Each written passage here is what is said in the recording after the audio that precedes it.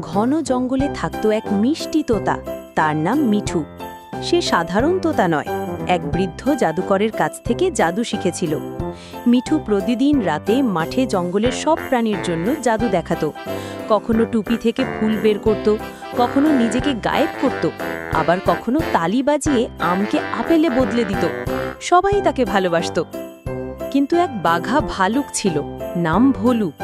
আগে সবাই তাকে ভয় পেত, কিন্তু মিঠুর জাদু দেখে আর কেউ ভোলুর দিকে তাকাতো না। এতে ভোলু হিংসা করল। একদিন সে মিঠুর লুকানো জাদুর বই চুরি করল। ভোলু জাদু না জেনে মন্ত্র পড়তে লাগল, ফলে তার মুখ বেলুনের মতো ফুলে গেল, আর প্রাণীরা হেসে গড়াগড়ি খেল। পরে সে নিজের ভালুক ম্যাজিক শো করল, কিন্তু সব উল্টাপাল্টা হয়ে গেল। লাড্ডু কাদায় পড়ল, সবার কান হাতির মতো বড় হয়ে গেল। সবাই ভয়ে মিঠুকে ডাকল। মিঠু এসে ঠিক করে দিল, আর ভোলুকে বোঝালো, জাদু মজা আর সাহায্যের জন্য, অহংকারের জন্য নয়। ভোলু লজ্জা পেয়ে মাপ চাইল। এরপর থেকে মিঠু আর ভোলু মিলে একসাথে ম্যাজিক অ্যান্ড মজার শো করত।